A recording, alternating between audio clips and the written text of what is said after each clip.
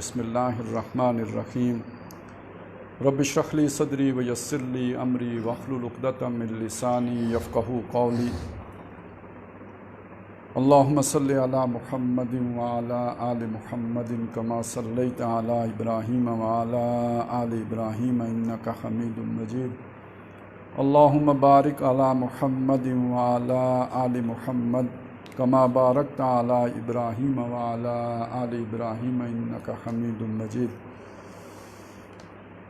گزشتہ نشست کے آخر میں نے یہ بات کہی تھی کہ آئندہ یعنی عراق والی حصہ ہم نے کور کر لیا ہے، تو آئندہ یا نجد یا شام پر بات کریں گے، لیکن جب میں نے بعد میں جا کے مطالعہ کیا تو مجھے محسوس ہوا کہ عراق کا حصہ پوری طرح مکمل نہیں ہوا ہے، تو آج بھی ہم عراق میں ہی رکیں گے۔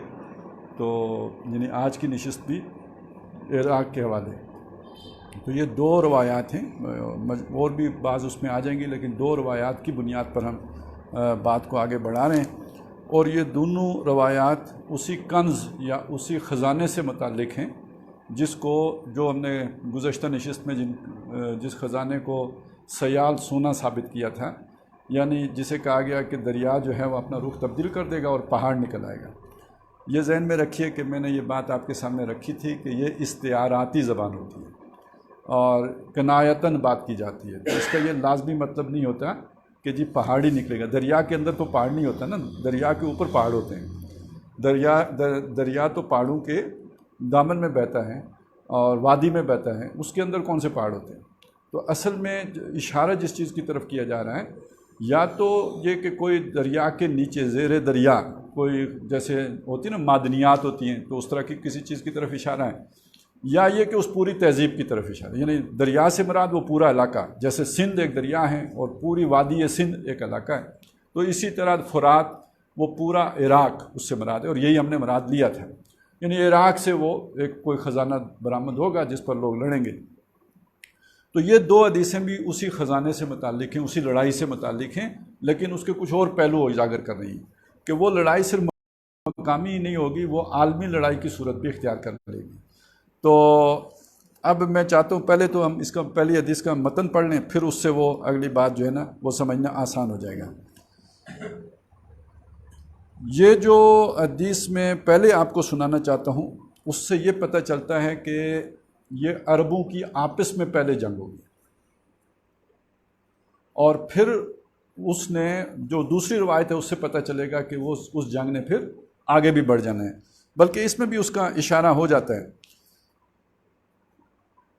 فرمایا کہ یقتتلوا عند کنزکم ثلاثۃ، تمہارے خزانے کے پاس، یعنی تمہارے علاقے سے جو خزانہ نکلے گا، وہ میں آپ کو بتا چکا ہوں، اس سے ہم مراد لے چکے ہیں تیل، تو تمہارے علاقے سے جو خزانہ نکلے گا اس پر 3 لڑیں گے۔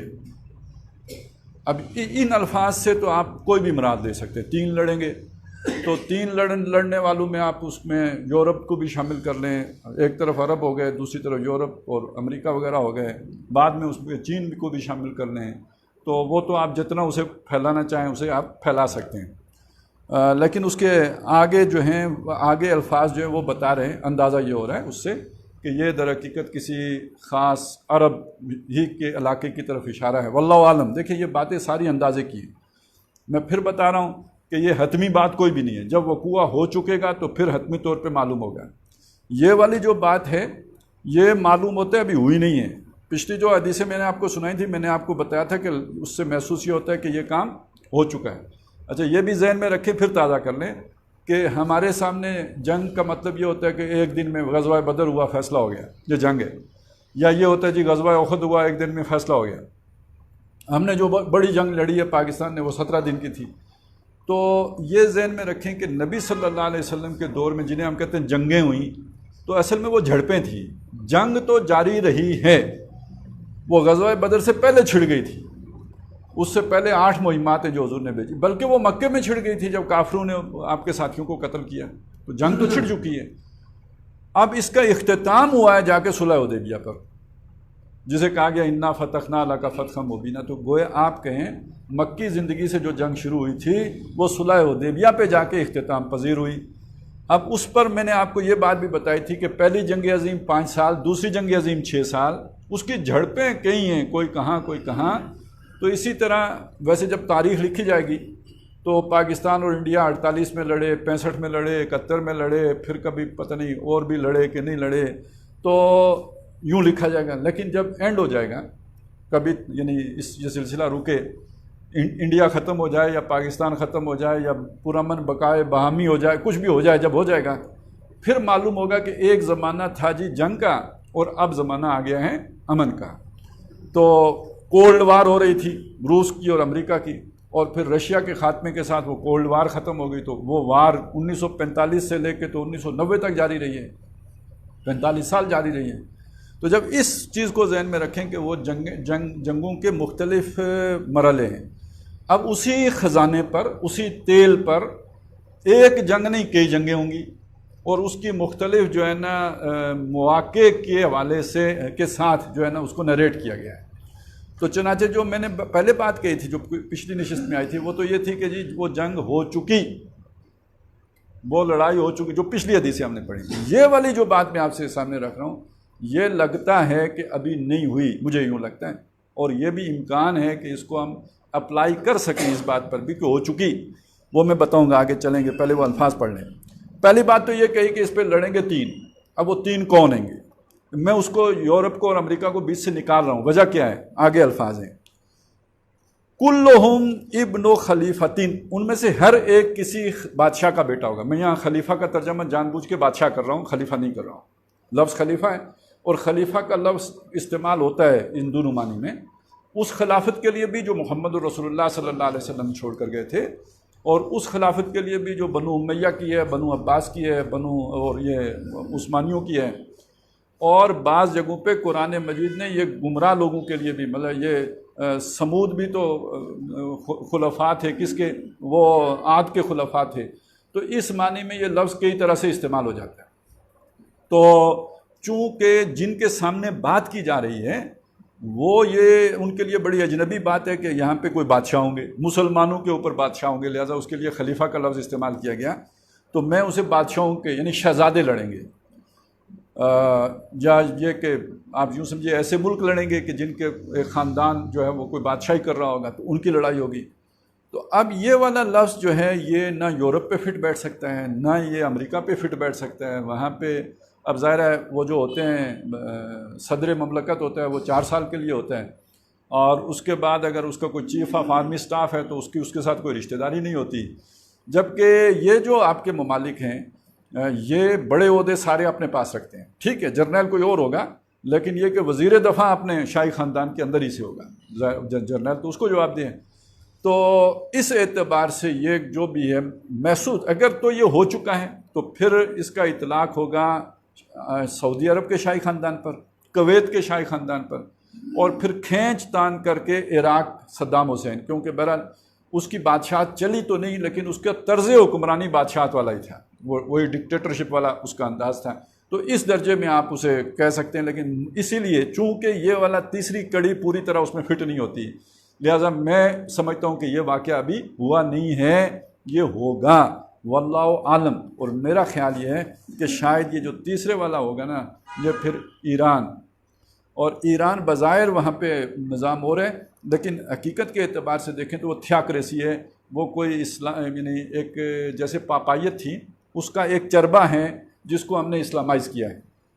اور دوسری بات یہ کہ بہرحال اس وقت ایران کی جو حکومت ہے وہ ایک نیشنلسٹ اسٹیٹ زیادہ ہے بنسبت ایک اسلامک اسٹیٹ کے. یہ بہرحال چلیں بعد میں اسے سمجھیں گے، لیکن اس وقت میں اتنی بات کر رہا ہوں. تو اس اعتبار سے گویا یہ جو ہے وہ تسلسل ہے اس پرانے ایران کا، تو وہ ان کو بادشاہوں کے بیٹے کہہ سکتے ہیں. تو بہرحال جو بات کہی گئی ہے یہ بھی ضروری نہیں، وہ کوئی اور بھی ہو سکتا ہے. یہ تو ایک امکان یا ایک احتمال ہے جو میں آپ کے سامنے رکھ رہا ہوں، اور میں یقین کے ساتھ نہیں کہہ پا سکتا اور کہہ سکتا بھی نہیں. ہاں تھوڑا سا بندے کی وہ دماغ صحیح کام نہ کر رہا ہو تو پھر یقین کے ساتھ یہ بات کی جا سکتی ہے، وگرنہ کوئی ذی شعور آدمی اس طرح کی حدیثیں پڑھ کے کل کے بارے میں یقین سے بات نہیں کر سکتا. ہاں جو اس کا ترجمہ ہے وہ آپ یقین سے کر سکتے ہیں کہ اس کا یہ ترجمہ ہے، لیکن اس کا اطلاق کس شے کے اوپر ہوگا یہ جب تک ہوا نہیں ہے آپ یقین کے ساتھ نہیں کر سکتے. واللہ عالم کے ساتھ کر سکتے ہیں۔ تو یہاں پہ یہ بات کہی گئی کہ 3 گروہ آپس میں لڑیں گے اور یہ ہر ایک خلیفہ کے بیٹوں یعنی کمانڈ، ظاہر ہے بیٹے ہی تو نہیں لڑیں گے، وہ کمانڈ اس کے ہاتھ میں ہوگی۔ اچھا، ایک احتمال اور بھی اس کا ظاہر کیا گیا ہے، وہ مجھے پسند اس لیے نہیں آیا، اس کی وجہ میں بتا دوں گا۔ وہ احتمال کیا پہلے وہ سمجھ لیں۔ وہ احتمال یہ ہے کہ کوئی بادشاہ فوت ہوگا تو اس کے بیٹے آپس میں لڑیں گے، 3 بیٹے آپس میں لڑیں گے۔ یہ بھی بہرحال گنجائش ہے، یعنی جو ترجمہ کیا گیا اس ترجمے سے یہ بھی مطلب نکل سکتا ہے، لیکن مجھے یہ کم کیوں نظر آیا؟ اس لیے کہ یہ جو اس کے پیچھے ایک سوچ ہے، وہ سوچ یہ کہ امت مسلمہ کی ایک حکومت ہے، یعنی بنو امیہ کے دور میں امت مسلمانہ کے حکمران تو ایک ہی تھے نا، اور بے شک یزید یو ہے تو سب کا حکمران نا، تو اسی طرح بنو عباس کے دور میں بھی حکمرانی ایک تھی۔ اب وہ 57 ملکوں میں تقسیم ہو گئی ہے۔ ان بدلے ہوئے حالات میں زیادہ قرین قیاس بات ہوا ہے جو میں پہلے آپ کے سامنے رکھ چکا ہوں، کسی ایک بادشاہ کے 3 بیٹوں کے لڑنے کا امکان بہت کم ہے۔ اور اس لیے بھی یہ بات ذہن میں رکھیں کہ عراق سے ہم نے بات شروع کی خزانے سے، لیکن وہ خزانہ صرف عراق ہی میں تو نہیں ہے نا، وہ سعودی عرب میں بھی ہے، وہ خزانہ کویت میں بھی تھا، وہ خزانہ اور جو ہے وہ جگہوں پہ بھی ہے۔ تو اب اس سے جو ہے ہم نے وہ یعنی اگلی بات یعنی گویا اس کا ابتداء اور اس کا آغاز تو عراق سے ہوا، لیکن اس خزانے کے کنویں پھر اور ممالک میں بھی نکلے۔ اب عراق میں تو ٹھیک ہے ایک حکومت تھی، لیکن سعودی عرب میں تو دوسری حکومت ہے۔ اب لڑائی کی بنیاد اگر تیل ہے تو تیل صرف عراقی میں تو نہیں ہے نا، شروع تو وہاں سے ہوا، ٹھیک ہے 1908 میں پہلا کنواں وہیں پہ کھدا، لیکن یہ کہ اب تو مسئلہ جو ہے وہ سعودی عرب کا بھی ہے، سارے خلیجی ممالک کا ہے، تو تیل تو ہر جگہ موجود ہے، لہٰذا وہ خزانہ جہاں جہاں پھیلا ہوا ہے تو اس کو آپ نے وسعت دینی ہے اس کی طرف۔ اس لیے زیادہ امکان یہی ہے کہ 3 مسلمان ممالک جہاں بادشاہی نظام ہوگا اور ان کا جو کوئی شہزادے ہوں گے وہ پھر اس کو حاصل کرنے کے لیے اس لیے میں اسے سمجھتا ہوں یہ عربوں کی باہمی لڑائی کی طرف اشارہ ہے، لیکن میں اس امکان کو رد نہیں کرتا کہ اس میں بھی اشارہ ہو کہ وہ جو عالمی لڑائی بنے گی تو یہ ان الفاظ کا اطلاق اس پہ بھی ہوتا ہو، لیکن واللہ عالم کے ساتھ میں کہہ سکتا ہوں امکان اور احتمال اس کا بھی موجود رہے گا۔ البتہ میرا رجحان جو میں نے جیسے آپ کو بتایا اس طرف اس وجہ سے ہے کہ یہاں خلیفہ کے بیٹوں کا ذکر کیا گیا ہے۔ لیکن ہوگا کیا؟ لڑیں گے تیل پر، یعنی اگر وہ تیل والی بات ٹھیک ہے، یا جو خزانہ ہوگا اس پر لڑیں گے، لیکن ثم لا یسیر الی واحد منہم ان میں سے کسی ایک کو بھی نہیں ملے گا۔ وہ جسے کہتے ہیں نا ہاتھ کچھ بھی نہیں آئے، کسی کے ہاتھ کچھ بھی نہیں آئے گا، یعنی وہ ساری لڑائی ان کی ایک امید پر ہوگی کہ مجھے مل جائے گا، لیکن ملے گا نہیں کسی کو۔ ثم تطلع الرایات السود پھر ان پر طلوع ہوں گے، چڑھ آئیں گے، مطلب یہ طلوع ہونا یعنی ظاہر ہوں گے۔ اب دیکھیے یہ لفظ دیکھیں، طلوع ہونے کا لفظ سورج کے لیے استعمال ہوتا ہے، یہاں پہ وہ طلوع ہونے کا لفظ استعمال ہو رہا ہے ایک فوج کے ظاہر ہونے کے لیے، تو کتنا بڑا فرق ہے۔ تو یہ تو نہیں کہ آسمان سے ظاہر ہوں گے، مطلب یہ ہے کہ زمین گراؤنڈز پہ ہی ہوں گے، وہ ہوں گے۔ اب اس کے لیے آیا ہے رایات السود، یعنی یہ اسود ہے نا وہ پتھر حجر اسود، تو اسی اسود ہی کو جو ہے آپ جب اس کی جمع بنائیں گے تو وہ سود ہو گیا، یعنی شاہ کالے اور بہت زیادہ اس کی اکثریت۔ اور یہ جو رایات ہے اس کو سمجھ لیجئے، یہ جو چیز ہم آنکھ سے دیکھتے ہیں، بلکہ یہ کہ آپ کو پتہ ہے نا وہ ایک ہماری وہ کمیٹی ہے مفتی منیب صاحب جس کے وہ تھے چیئرمین، اب کوئی اور آزاد صاحب بنائے ہیں، عبد القادر آزاد صاحب کے بیٹے ہیں شاید، تو یہ جو اس کو کہتے ہیں رویت حلال کمیٹی، حلال چاند اور رویت اس کو دیکھنا، اور اسی طرح خواب ہوتا ہے اس کو رویا کہتے ہیں، یعنی میں نے خواب دیکھا وہ رویا ہے، تو جو چیز دیکھی گئی تو یہ علامت کے لیے آیا ہے۔ ہمارے ہاں ایک لفظ استعمال ہوتا ہے، وہ پچھلے دنوں عدالتوں میں بھی استعمال ہوا ہے، بادی النظر، یعنی بظاہر جو شے آپ کو نظر آ رہی ہے۔ اسی بادی النظر کو بادی الرائے بھی کہتے ہیں، یہ قرآن مجید میں استعمال ہوا ہے بادی الرائے، یعنی بادی الرائے کا بالکل ایگزیکٹ معنی بادی النظر ہوگا، نظر بھی وہ عربی کا لفظ ہے، تو یعنی دکھائی دینا، جیسے کوئی شے دکھائی دے رہی ہوتی۔ تو یہ جو رایات ہیں یہ گویا وہ دکھائی دیں گے وہ۔ اب یہ میں نے آپ کو اتنی تفصیل سے اس لیے بتایا کہ اس کے ترجمے کئی کیے گئے ہیں۔ ایک ترجمہ کیا گیا کالے جھنڈوں والے، ان کی یعنی علامت عام طور پہ علم، جھنڈے کو عربی میں علم کہتے ہیں، یعنی ایک علامت ہوتی ہے. اصل میں جھنڈے کا مطلب سمجھیں، ایک زور کا رن پڑا ہوا ہے، میچ وہ جو ہے نا وہ جنگ ہو رہی ہے. وہ اس طرح کی جنگ تو نہیں ہوتی تھی نا، وہ تو پہلے تو میدان میں گھمسان کا جو ہے وہ رن پڑتا تھا. اب اس میں پتہ نہیں لگتا میرا کون اور تیرا کون. تو وہ جو علم جس کے پاس ہوتا تھا، پتہ ہوتا تھا یہ ہمارا بندہ ہے، تو وہ پھر اس کے پاس گرد جمع ہو جاتے تھے. وہ علامت ہوتی تھی، علم علامت، کہ جس کے گرد جا کے آپ دوبارہ اپنے جتھا بندی کر سکتے ہیں. تو ان جنگوں میں وہ علامت چاہیے ہوتی تھی. پھر وہ علامت جو ہے وہ قوم کی بھی بن گئی، وہ علامت پھر جماعتوں کی بھی بن گئی. تو بیسیکلی وہ علم یعنی علامت. تو گویا ان کی علامتیں کالی ہوں گی، مطلب یہ کہ ان کے جھنڈے کالے ہوں گے. یہ ایک معنی اس کا کیا گیا ہے. ایک اور معنی کیا گیا کہ وہ بہت زیادہ ہوں گے، اتنے زیادہ ہوں گے کہ کالے کالے سر ہی نظر آ رہے ہوں گے. تو گویا ایک یعنی ان کی بڑی علامت کے گویا ایک کالا سیلاب آ گیا، نوجوان لوگ کالے سروں والے، یعنی اس میں پھر بڑے بال بھی شامل ہو جائیں گے. تو ایک یوں کیا گیا. ایک کالی پگڑی بھی معنی کیا گیا، یعنی ہر بندے نے کالی پگڑی پہنی ہو تو بنیادی علامت ہی کالی بن جائے گی. یہ والے تو معنی کیے گئے ہیں. تو ویسے میرا ایک ذہن گیا ہے کالے کپڑوں والے بھی ہو سکتے ہیں، سر تاپا کالے. ہمارے ہاں نشان بھی تو ہے نا آخر. یہ ابھی محرم گزرا ہے، کتنے لوگوں نے کالے کپڑے پہنے، تو ہو سکتا ہے کالے کپڑوں والے مراد ہوں اور کالی پگڑیوں والے بھی مراد ہو سکتے ہیں. اچھا، اب اس چیز کو لے کر پچھلے آگے چونکہ وہ ذرا ایک بات اور بھی آ رہی ہے، وہ بھی میں آپ کو بتاؤں گا. ہمارے جو پچھلے 15-20 سال گزرے ہیں، لیکن چلے میں اس کی طرف بعد میں آتا ہوں. پہلے یہ ذرا جو کالے نظر آئیں گے یہ کریں گے کیا آ کے، وہ میں آپ کو سنا دوں. من قبل المشرق، یہ آئیں گے مشرق کی طرف سے. اب دیکھیے بندہ اگر ظاہر پرست ہونا تو سورج بھی مشرق سے نکلتا ہے. پیچھے تتلو علیہم کے الفاظ بھی آ گئے ہیں، تو پھر تو بندہ کہے گا یار وہ کوئی آسمانی مخلوق آئے گی. لیکن ایسا نہیں ہے، یہ زمینی مخلوق ہی آئے گی، مشرق سے آئے گی. اب عرب کے مشرق میں کون ہے؟ یا ایران ہے اور اس کے پیچھے افغانستان ہے، پھر پیچھے پاکستان آ جائے گا. مشرق سے آئیں گے یہ کالے کپڑوں والے، یا کالی پگڑیوں والے، یا نوجوان بکثرت، اور یا پھر وہ کالے جھنڈوں والے. یہ مشرق سے آئیں گے اور آ کے یہ کریں گے فَيَقْتُلُونَكُمْ قَتْلًا لَمْ يَقْتُلْهُ قَوْمٌ، وہ تم سے جنگ کریں گے ایسی جنگ کہ کبھی کسی قوم نے نہیں کی ہو. بڑے جنگجو ہوں گے، یعنی سخت لڑاکے ہوں گے، اور وہ آ کے وہ پھینٹی لگائیں گے تمہاری کہ اس سے پہلے ایسی جنگ کبھی. بڑے ماہر جنگ باز جنگجو، جیسے وہ قرآن مجید میں آتے ہیں نا، ہم نے بنی اسرائیل پہ مسلط کیے اولی باسن شدیدن، سخت جنگ کرنے والے لوگ. فجاسو خلال الدیار، تو ان کے شہروں کی گلیوں کے اندر گھس گئے. تو یہ کوئی ایسی مخلوق پھر آئے گی مشرق سے جو عرب نہیں ہے، اجمی ہے. اور یہ اجمی آ کے پھر لگائیں گے پھینٹی عربیوں کی. اور یہ اس صورت میں جو میری تعبیر ہے کہ جی یہ عربوں کی باہمی لڑائی ہوگی جس کو میں جا کے گھسیں گے کوئی اجمی.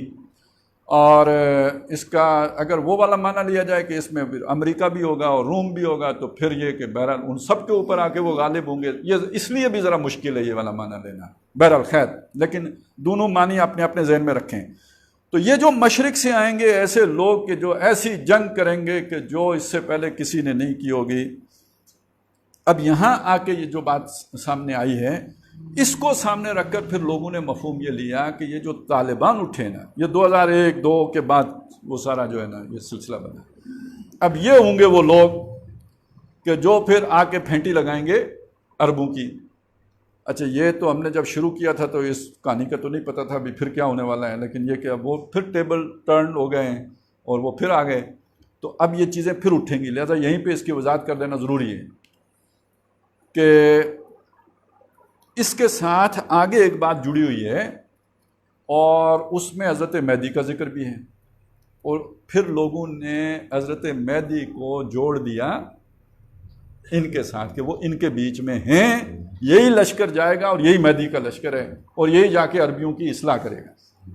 ٹھیک ہے. تو جبکہ ہمارے پاس ایسی روایات ہیں کہ حضرت مہدی کا جو ظہور ہوگا وہ خانہ کعبہ کے اندر ہوگا، یعنی مکے میں خانہ کعبہ، بلکہ وہاں جو مطاف میں جو ملتزم کے سامنے وہاں پہ ان کا جو ظہور ہوگا. پہلی دفعہ وہاں پہ ان کی بیعت ہوگی. تو یہاں پہ کدھر تھے پھر؟ اگر یہ بات ہم مانیں ایک احتمال کی بنیاد پر، تو پھر اس کا نتیجہ یہ نکلے گا کہ یعنی یہاں ہم دو چیزوں کو جوڑ کر وہ بات مان رہے ہیں، اور نتیجہ کیا نکل رہا ہے؟ ایک صریح بات کا انکار ہو رہا ہے۔ صریح بات یہ ہے کہ وہ خانہ کعبہ میں ظاہر ہوں گے، اور ہماری یہ قیاسی بات ہے کہ وہ اس لشکر کے اندر ہوں گے، تو ایک صریح بات کا کیسے قیاس جو ہے وہ انکار کر سکتے ہیں؟ تو بہرحال لوگوں نے پھر اصل میں ہوتا ہے یہ ہم پک اینڈ چوز کرتے ہیں، مجھے جو چیز پسند آتی ہے نا میں وہ لے لیتا ہوں، اور جو چیز میری پسند کی نہیں ہوتی یا میرے موقف کے خلاف پڑتی ہے اس حدیث کو چھوڑ دیتا ہوں۔ یہ مطالعے کا طریقہ صحیح نہیں ہے، اس طرح سے بندہ پھر ٹھوکر کھاتا ہے، پھر غلط نتائج نکالتا ہے۔ جب آپ کے پاس حدیثیں ایک موضوع پر جتنی ان سب کو سامنے رکھیں گے اور پھر اس کے بعد ذہن بنائیں گے تو آپ کوئی امکان ہے کہ صحیح بات تک شاید پہنچ جائیں، لیکن اگر آپ یہ والی حرکت کریں گے کہ ذہن پہلے بنائیں گے حدیثیں بعد میں پڑھیں گے تو پھر لازماً ٹھوکر کھائیں گے، پھر جو ہے نا وہ آپ کی بات صحیح نہیں ہوگی۔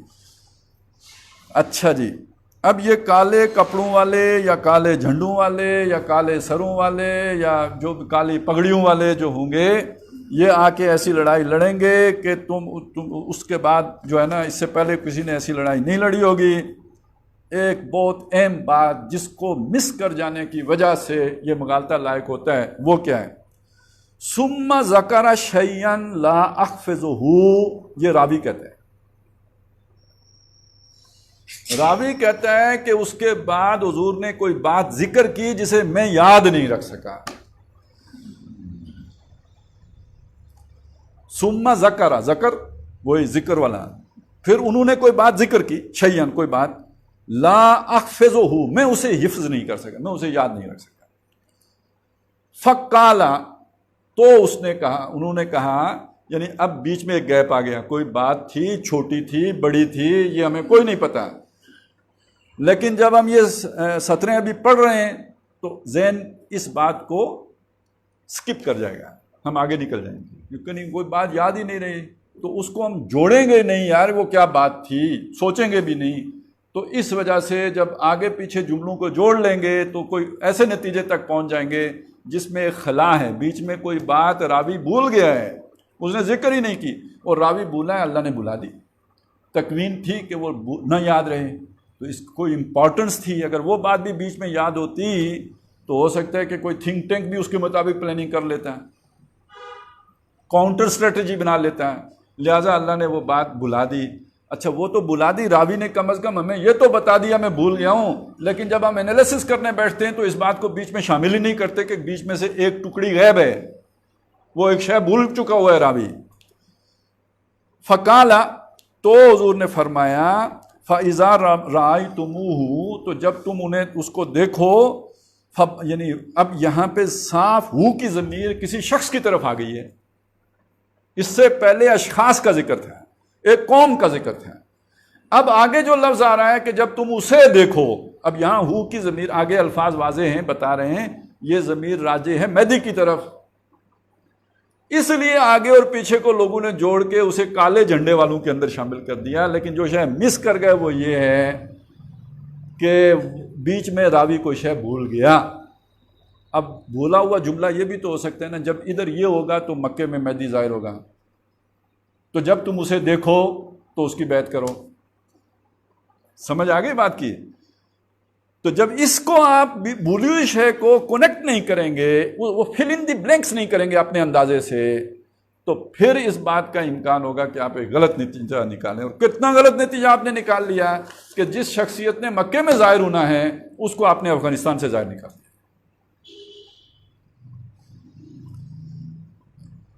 بس ایک نکتہ آپ کے سامنے رکھ دوں، خراسان کا بڑا ذکر آیا حدیثوں میں، خراسان کا ذکر اس اعتبار سے بھی آیا ہے کہ وہاں سے دجال ظاہر ہوگا، تو آپ اگر یہ سوچ کے بیٹھے ہوں کہ وہاں سے مہدی ظاہر ہوگا تو ہو سکتا ہے دجال ہی کو مہدی سمجھ لیں، اس لیے یہ نکتہ معمولی نہیں ہے، اس کو اپنی جگہ پہ اہمیت دیجیے، اس کو سمجھیے کہ بیچ سے راوی کوئی شے بھول گیا ہے، اور وہ بڑی اہم بات ہے جو بھول گیا ہے، عین ممکن ہے کہ حضور نے یہ فرمایا ہو کہ جب یہ والے واقعات ہوں گے تو مہدی ظاہر ہوگا، اور جب تم اسے دیکھو تو اس پر اس کی بیعت کرنا۔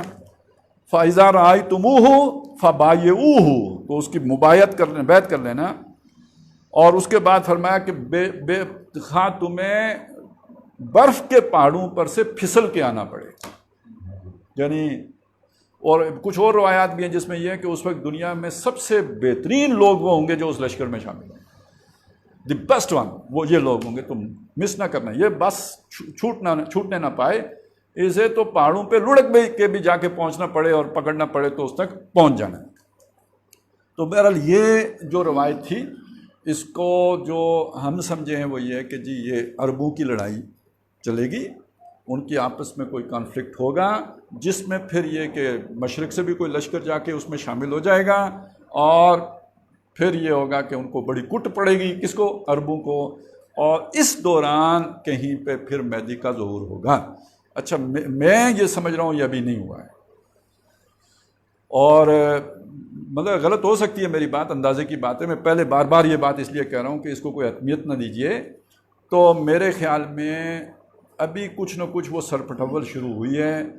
بحرین کا اور یہ جو ہے نا قطر کا, سعودی عرب, ان کا آپس میں کچھ تھوڑا بہت رکھنے ہیں. اچھا اسی طرح آپ دیکھیں تو یمن وغیرہ کے بھی وہ رکھنے پیدا ہو گئے ہیں. یہ ساری چیزیں چل رہی ہیں. یہ عربوں کی آپس میں کٹا کٹی شروع ہے, اور اس میں جو بعد میں کالے جھنڈے والوں جائیں گے, جو زمینی حقائق ہیں اس کی روشنی میں مجھے افغانستان نہیں لگتا, ایران لگتا ہے پیسہ. کیونکہ ایران کا انفلوئنس آلریڈی ہے, عراق میں بھی ہے, شام میں بھی ہے. جب خمینی صاحب کا انقلاب آیا تھا تو عربوں کو ڈر لگ گئی تھی کہ یہ ایران ہمارے اوپر حملہ کرے گا, تو سب نے پیسے دے کے صدام کو لڑایا تھا. صدام اپنی جنگ نہیں لڑ رہا تھا, صدام امریکیوں کی, سعودیوں کی جنگ لڑ رہا تھا, کویتیوں کی جنگ لڑ رہا تھا.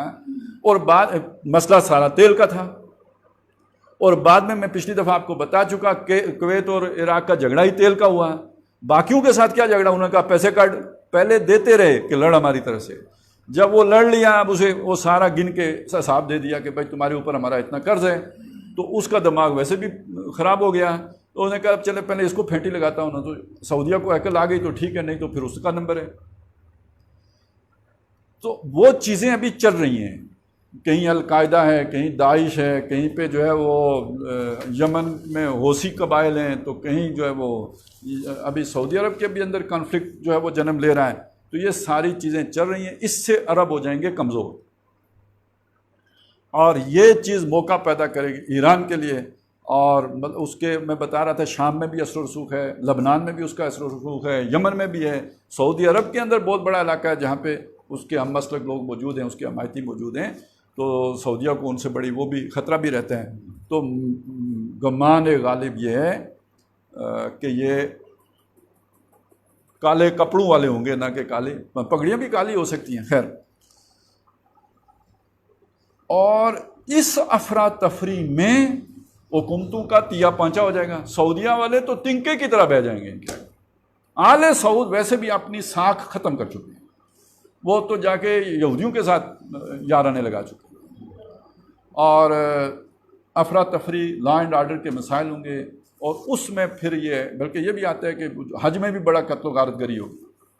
مینا میں حاجیوں کا قتل عام ہوگا, اور ابھی بھی جو حج ہو رہا ہوتا ہے اس میں بڑا خطرہ ہوتا ہے. ہیلی کاپٹروں سے اور ہر طریقے سے اس کی وہ جو مانیٹرنگ کر رہے ہوتے ہیں اور سرویلنس ہو رہی ہوتی ہے, تو وہ اسی لیے ہو رہی ہوتی ہے کہ یہ کوئی جو ہے وہ خطرہ ہے. تو اس میں یہ ممکن ہوگا کہ حضرت مہدی کہیں ظاہر ہوں. وگرنہ آپ سوچیں پچھلے دنوں جب عمرہ حج عام تھا تو وہاں کہاں کسی کو موقع تھا کہ ملتزم کے سامنے کھڑا ہو. بیعت لینا تو بہت دوری کی بات ہے, ادھر تو کھڑا ہونے کی گنجائش نہیں ہوتی, اتنا رش ہوتا تھا. اور فی زمانہ کورونا, اس میں تو ویسے ہی وہ انہوں نے کسی کو کھڑے ہونے کا وہ بہت ہی محدود کر دیا ہے. وہ بڑی لمبی چوڑی تلاشیوں کے بعد ہی سلسلہ ہوتا ہے. تو یہ پہلے ڈسٹرکشن ہوگی, نظم خراب ہوگا, سعودی گورنمنٹ کا جو ہے وہ تیا پانچا ہو چکا ہوگا, تبھی اس بات کا امکان ہوگا کہ مہدی ظاہر ہوں. تو مجھے یوں لگتا ہے کہ جو شے راوی بھول گئے تھے وہ شے یہی تھی کہ اس طرح جب یہ والا جیسے ہوتا ہے نا, جب سورج نکل آئے گا تو قیامت ہوگی. حالانکہ سورج مشرق سے مغرب سے نکلنے کے نتیجے میں قیامت نہیں ہوگی, وہ ایک علامت ہے. تو اس پورے واقعے کا علامت کے طور پر ذکر کیا گیا ہے کہ جب یہ لڑائیاں آپس میں چھڑیں گی ان کی عربیوں کی, تو اس دور میں حضرت مہدی کا ظہور ہوگا. تو یہ وہ مسنگ جو ہے وہ لنک ہے، اسے جوڑ لیں تو بات بہت آسانی سے سمجھ میں آ جاتی ہے کہ وہ اس لشکر میں نہیں ہوں گے حضرت مہدی، بلکہ یہ کہ یہ ایک علامت ہوگی کہ جب وہ لشکر ظاہر ہوگا تو اس کے بعد مہدی ظاہر ہوں گے۔ اور اس بات کا امکان ہے کہ یہ کوئی مطلب کوئی جھوٹا مہدی کھڑا ہو جائے اور اس کی قیادت میں وہ کالے کپڑے والے لوگ نکل آئیں، ایرانی نہ بھی ہوں، کوئی ایسے ایکسٹریمسٹ قسم کے لوگ ہوں اور وہ نکل آئیں، تو پھر اصلی مہدی ظاہر ہو کے اس کے مقابلے میں، جیسے پہلے دجال نکلے گا مسیح کا روپ بھر کے، تو پھر اصلی مہدی آئیں گے، تو اس کا بھی امکان پوری طرح موجود ہے۔ اب آ جائیں اس چیز کی طرف کہ جس میں بہرحال الفاظ ایسے ہیں کہ جس سے آپ سمجھ سکتے ہیں کہ اس فیز کے بعد پھر عالمی جنگ چھڑ جائے گی۔ مہدی کے ظہور کے بعد اسی تیل کے مسئلے نے پھر عالمی جنگ کی صورت اختیار کر لینی ہے، لیکن یہ ذہن میں رکھیں کہ حضرت مہدی تیل کے چکر میں نہیں لڑ رہے ہوں گے۔ ابھی تک ساری لڑائیاں تیل کے لیے ہیں، مفادات کے لیے ہیں، اس پر قبضہ کرنے کے لیے ہیں، لیکن حضرت مہدی کی لڑائی ہوگی لِتَكُونَ کلمۃ اللہ ہی العلیٰ، تاکہ اللہ کا کلمہ سربلند ہو جائے۔ وہ تیل کی خاطر نہیں لڑ رہے ہوں۔ اور یہ ذہن میں رکھنا اس لیے بھی ضروری ہے کہ اللہ کے نبی صلی اللہ علیہ وسلم نے فرمایا تھا، جو حدیثیں ہم پہلے پڑھ چکے ہیں اس میں یہ بات آ چکی ہے، اس خزانے سے تم کچھ نہیں لینا۔ وہ تو خزانہ اللہ نکالے گا لڑائی کے لیے، وہ ایک ہڈی ہوگی جس پر سارے لوگ لڑیں گے، تو تم نے اس سے کچھ نہیں لینا ہے۔ اب آ جائیں اس روایت کی طرف۔ یہ ابی ہریرہ رضی اللہ تعالیٰ عنہ، حضرت ابو ہریرہ رضی اللہ تعالیٰ عنہ راوی ہیں، ان رسول اللہ صلی اللہ علیہ وسلم، کہ رسول اللہ صلی اللہ علیہ وسلم نے فرمایا، قال فرمایا، لا تقوم الساعہ، قیامت قائم نہیں ہوگی، حتی یکسر الفرات عن جبل من ذہب، جب تک کہ فرات ہٹ نہیں جائے گا اور ظاہر نہیں کر دے گا سونے کا ایک پہاڑ۔ اس پہ ہم بات کر چکے ہیں، یعنی معلوم ہوا کہ وہی سارا چکر اسی سونے کے، سیال سونا یا سونے کا جو پہاڑ ہوگا اس پہ ہوگا۔ یقتل الناس علیہ، اس پر لوگ لڑیں گے۔ اب الناس، لوگ لڑیں گے۔ یہ جو پہلے ہم حدیث پڑھ چکے ہیں اس کی روشنی میں عربی لڑیں گے۔ میں یہ کہتا ہوں یہ پہلا مرحلہ ہوگا، اس کا اگلا مرحلہ یہ ہوگا۔ ویسے تو دیکھیں اس تیل کا سب سے زیادہ فائدہ کون اٹھا رہا ہے؟ عربی، امریکہ، برطانیہ، مغربی طاقتیں۔ ان کو، عربیوں کو، جو ان کی اتنی عیاشی ہے نا، یہ پتہ کس پہ ہے؟ یہ یقین مانے اس تیل کی قیمت کوئی نہیں دیتا ان کو۔ یہ تو وہ کیا دیتے تھے بھگتی کو، ہم گیس کی رائلٹی، یہ رائلٹی جتنی شے ہے جو ان کو چونگا ملتا ہے، بس وہ چونگنے نہیں، جو ان کو پاسکو ملتا ہے، بس وہ ہے جس پر اتنا کچھ ہے۔ تو اب آپ سوچیں کہ کیا کچھ یہ دنیا لوٹ کے لے کے جا رہے ہیں۔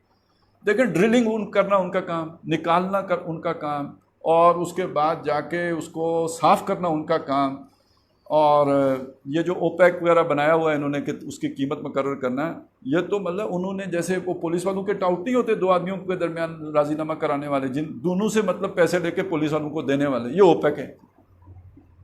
یہ ہے ساری کہانی۔ وہ امریکہ کی مرضی کے بغیر تو قیمتیں بھی نہیں طے ہوتی، وہ چاہے تو گرا دے، چاہے تو ان قیمتوں کو اٹھائے، اور خود جا کے سٹاک کر کے پھر سارا پیٹرول کا کاروبار ڈالر کے ساتھ جڑا ہوا ہے، اصل فائدہ سارا امریکہ۔ اچھا ایک پتہ نہیں یہ آپ کو پتہ ہے یا نہیں، سعودینز کو یا باقی عربیوں کو یہ بھی نہیں پتہ ہوتا کہ تیل نکالا کتنا ہے۔ یہ امریکہ بہادری بتائیں گے، یا جو کمپنی وہ بتائے گی کہ ہم نے اس مہینے اتنے بیرل نکالا ہے۔ آپ 10,000 بیرل نکال کے کہیں جی ہم نے 100 بیرل نکالا ہے، وہ وہی بتائیں گے جو۔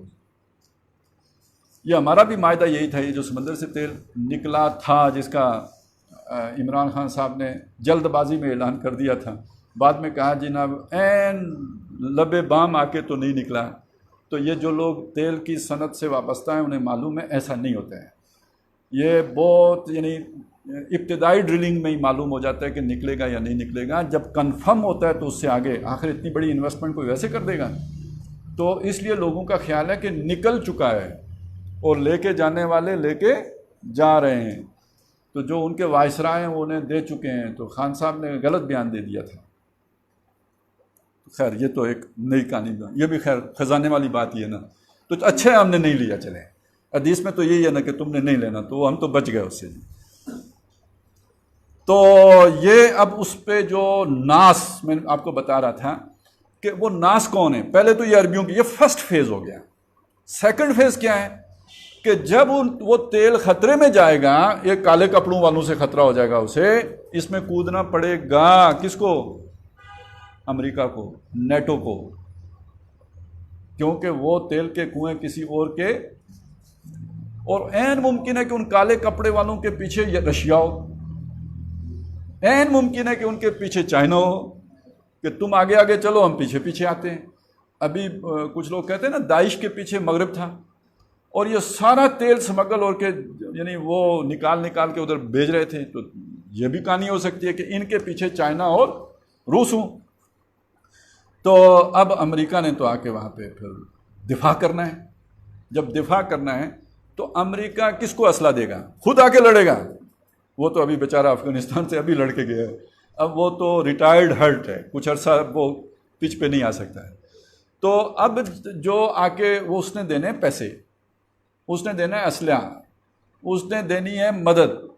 لڑیں گے مسلمان ہی، اور وہ مدد، وہ اسلحہ، وہ سارا ملے گا کس کو؟ عربوں کو. اور اس کا بھی امکان ہے کہ وہ اگر جو وہاں پہ جو بھی طاقت ہوگی تو وہ یعنی یہی سمجھا جائے اس کے بیک پہ آ جائے. آخر اصحاب کہف کے ساتھ کتا چل پڑا تھا نا. تو اگر حضرت مہدی بھی ہوں تو کوئی عالم اسباب میں تو کوئی ان کا بھی کتا بنے گا یا نہیں بنے گا؟ مسلمانوں کے پاس تو اتنے وسائل ہی نہیں ہیں لڑنے کے. تو یا رشیا ادھر یا رشیا ادھر. یہ والی جو جنگ ہوگی اس کے بارے میں ایک روایت اور ہے، وہ ہم پڑھیں گے، وہ پوری پڑھیں گے. اس میں یہ آتا ہے تم اور رومی صلح کرو گے، صلح کر کے اپنی پشت پر ایک طاقت سے لڑو گے. اب دیکھیے نبی صلی اللہ علیہ وسلم اگر مدینے میں بیٹھے ہوئے ہیں ممبر پر، سامنے لوگ بیٹھے ہیں تو ان کی پشت پر یہی علاقہ آئے گا سارا. تو یہ جو پشت کا علاقہ ہے یعنی جسے یہاں مشرق کہا گیا، مشرق سے لشکر آئیں گے، اس طاقت سے لڑو گے. اب یہ والی وہ طاقت آ گئی. اب ان کا مقابلہ تو تم نہیں کر سکے، تو اب آپ کو جب مدد آئے گی یورپ سے اور روم سے، اب آپ اس قابل ہو گئے کہ ان کے ساتھ آپ مقابلے میں کھڑے ہو سکو. اچھا اس میں ایک چیز اور بھی ہو چکی ہوگی، یہ پہلے حلے ہی میں چھانٹی ہو جائے گی. آپ سمجھ لیں کابل میں وہ جب داخل ہونے لگے یہ کیا طالبان، تو کدھر گئے غنی صاحب؟ تو جب عرب خطرے میں آئے گا تو آپ کیا سمجھتے ہیں آل سعود یہاں بیٹھے رہیں گے؟ کویتی شہزادے یہاں بیٹھے رہیں گے؟ تو گویا ایک چھانٹی بھی ہو چکی ہوگی، اوپر سے مدد آ گئی. اب تم مل کے اپنی اس پشت کی طاقت کے ساتھ لڑو گے، اور میرے خیال میں وہ پشت کی طاقت ایران، چائنا، روس، یہ پشت کی طاقت ہوگی جس سے تمہاری جنگ ہوگی. لیکن سامنے ایران ہوگا، ان کی ٹیکنیکل سپورٹ ہو سکتی ہے، سارا اسلحہ ہو سکتا ہے. خود وہ فوجی نہیں بھیجیں گے، نہ رشیا بھیجے گا، نہ چائنا بھیجے گا، نہ جو ہے نیٹو آ جائے گا. امریکہ بھی اتنی جلدی آنے والا اب نہیں ہے. تو یہ جنگ ہوگی، اس میں اللہ تعالیٰ تمہیں فتح عطا کریں گے. اور جب تمہیں فتح حاصل ہو جائے گی تو اس کے بعد پھر یہ جو آئے ہوئے ہوں گے نا رومی، یہ اعلان کر دیں گے کہ جناب یہ تو صلیب کی فتح ہوئی ہے. اب یہ جو مسلمان ان کے ساتھ لڑے تو فوجی نہیں ہے، یہ تو مجاہدین تھے نا، یہ تو جسے کہتے ہیں اور طرح کے لوگ تھے. لہٰذا یہ ادھر ہی اس صلیبی کو پکڑ کے جس نے نعرہ لگایا ہوگا اس کے کہیں کر دیں گے، اسے مار دیں گے. اس پہ ان کی آپس میں جنگ، رومیوں اور مسلمانوں کی جنگ چھڑ جائے گی. اور یہ مسلمانوں کی جو جماعت وہاں پہ موجود ہوگی جو کالے کپڑوں والوں کے ساتھ ہو، اس میں 99% مارے جائیں. یہ بھی ضروری نہیں ہے کہ جو وہ 80 جھنڈوں تلے آئیں گے تو اس میں 99% مارے جائیں. لیکن بہرحال کوئی نہ کوئی محاذ ایسا ضرور ہوگا، کوئی نہ کوئی ایسا وقوعہ ضرور ہوگا جس میں 99% لوگ مارے جائیں گے. اور یہ حضرت مہدی کے کسی لشکر کے ساتھ بھی ہو سکتا ہے، اس لیے کہ ایک روایت میں حضرت مہدی کے لشکر کے بارے میں یہ ہے کہ ایک بہت عرصہ ہو گیا ہوگا لڑتے ہوئے اور فیصلہ نہیں ہو رہا ہوگا، پھر ایک صبح ایک جتھا جائے گا، 1/3 لشکر اس میں اللہ کی راہ میں قربان ہو جائے گا. اگلے دن پھر جائے گا وہ 1/3 اور. تو یہ اس طرح گویا ان کا بھی 1/3 لشکر جو ہے وہ قربان ہوگا. تو یہ 99 یہ نہیں، یہ کوئی تھوڑی سی جنگ نہیں ہے، یہ گریٹ وار ہے، بہت تباہ کن جنگ ہے. اسے سورہ کہف میں کہا گیا باسن شدید ملدن ہو، یہ ایک بہت سخت جنگ ہوگی جو اللہ کی طرف سے مسلط کردہ ہوگی. اس کو کرسچن لٹریچر میں کہتے ہیں آرمگڈان جو ہے، یعنی جسے ہم کہتے ہیں ہرمجدون، جس کے بارے میں عیسائی یہ کہتے ہیں کہ زمین میں کوئی بچے گا ہی نہیں، کوئی بندہ نہیں بچے گا، سب مارے جائیں گے۔ ہم تو پھر 99% مارے جائیں گے، عیسائی تو کہتے ہیں سب مارے جائیں گے سوائے ان کو کہ جن کو حضرت عیسیٰ علیہ السلام اٹھا کے آسمان پہ لے جائیں گے، ادھر زمین پہ کوئی نہیں بچے گا۔ اتنی ہولناک، اتنی تباہ کن جنگ ہوگی۔ تو یعنی یہ الفاظ کوئی مبالغہ نہیں ہے جی، یہ پوری دنیا کے لیے بھی ہو سکتا ہے۔ عیسائی لٹریچر تو اس کی سپورٹ کر رہے ہیں، لیکن یہ کہ اس کے کسی محاذ کے لیے بھی ہو سکتا ہے، یا عربوں کے لیے بطور خاص بھی ہو سکتا ہے، کیونکہ ایسی روایات بھی ہیں کہ جس میں عربوں کا ذکر ہے کہ وہ بہت تھوڑے رہ جائیں گے، وَأَنْتُمْ يَوْمَئِذٍ قَلِيلٌ، اور تم اس دن بہت تھوڑے ہوگے۔ تو یہ جو ہے کیفیت کسی بھی جگہ پہ کسی بھی وقت پوری ہو، لیکن اصل بات جو دیکھنی ہے کہ کتنی تباہی ہوگی اس سب کے نتیجے میں۔ قرآن مجید سورہ بنی اسرائیل میں ایک آیت بھی ہے، وہ یہ ہے کہ وَإِن مِّن قَرْيَةٍ إِلَّا نَحْنُ مُهْلِكُوهَا قَبْلَ يَوْمِ الْقِيَامَةِ، پوری دنیا میں کوئی بستی نہیں ہے مگر ہم اسے قیامت سے پہلے ہلاک کر دیں گے، او مُعَذِّبُوهَا، یا اسے عذاب سے دوچار، یعنی بڑا سخت تباہی آئے گی وہاں پہ، عذاباً شدید، بہت سخت عذاب آئے گا۔ من قبل یوم، یہ قیامت سے پہلے ہونا ہے۔ قیامت ایک علیحدہ شے ہے، یہ قیامت صغریٰ ہے، حقیقی قیامت صغریٰ۔ اس لیے میں کہتا ہوں اس سے پہلے جنگیں عظیمیں ہوئی ہیں دو، اب جو ہوگی یہ جنگ اعظم ہوگی، عظیم نہیں ہوگی۔ یہ بہت تباہ کن جنگ، بہت بڑی جنگ۔ یہ میں نے تھوڑی سی تفصیل آپ کو اس لیے بتا دی کہ یہ 100 میں سے 99 مرنے پہ آپ کو تعجب نہ ہو۔ یہ کوئی ایک روایت ایسی نہیں ہے کہ راوی نے کوئی بھول کے تو انسا بڑھا دیا ہو، کئی روایات ہیں، اور پھر مختلف اسالیب میں بات آئی ہے، اور قرآن مجید میں بھی اس سے قریب تر بات جو ہے وہ ہمیں ملتی ہے، اور عیسائی لٹریچر میں بھی ملتی ہے۔ اب آگے دلچسپ بات ہے، وَيَقُولُ كُلُّ رَجُلٍ مِّنْهُمْ، اب یہاں رجل سے مراد ایک آدمی نہ لیں، یہ جو جتھے لڑ رہے ہیں نا وہ 80 جھنڈے ہیں، تو کوئی 80 رجل ہو گئے، ان کا ایک کمانڈر ہے، پلاننگ تو ساری اس نے کرنی ہے۔ تو ہر ایک کمانڈر یہ سمجھ رہا ہوگا، ہر ایک صدر مملکت یہ سمجھ رہا ہوگا، ہر ملک یہ سمجھ رہا ہوگا، ہر جھنڈا بردار یہ سمجھ رہا ہوگا، لعلی اکون انا الذی انجو، کہ شاید میں وہ آدمی ہوں کہ جو کامیاب ہو جاؤں۔ یہ گیا وہ گیا وہ گیا، مر رہے ہوں گے، خزانے کو نہیں چھوڑیں گے، وہ اس کے لیے مرتے چلے جائیں گے اس امید پر کہ شاید مجھے مل جائے، اور سارے ہی مریں گے، بچیں گے ایک۔ بلکہ وہ یہ بھی آتے ہیں کہ جب آخر میں ملے گا خزانہ صاحب، پوری دنیا کا خزانہ، پھر جب ہاتھ آئے گا خوشی کسی کو نہیں ہوگی۔ یہ بھی ایک حدیث ہے۔ تو اتنی بڑا خزانہ مل گیا، خوشی کیوں نہیں؟ مال غنیمت ہاتھ آ گیا، خوشی کیوں نہیں؟ تو حضور نے فرمایا کیسے خوشی ہوگی؟ کسی کے اگر 100 بیٹے ہوں گے تو 99 تو جنگ میں کام آ گئے، تو خوشی کدھر ہوگی؟ اور ساری لڑائی ہوتی کیوں ہے؟ ہوتی اس لیے ہے کہ چھینا چھپٹی کے لیے ہوتی ہے، آپ کے پاس نہ چلا جائے میرے پاس رہے، اس لیے لڑائی ہوتی ہے۔ اور جب رہ کے ہی ایک ایک جائے گا تو اس نے کیا کرنا ہے اس کو؟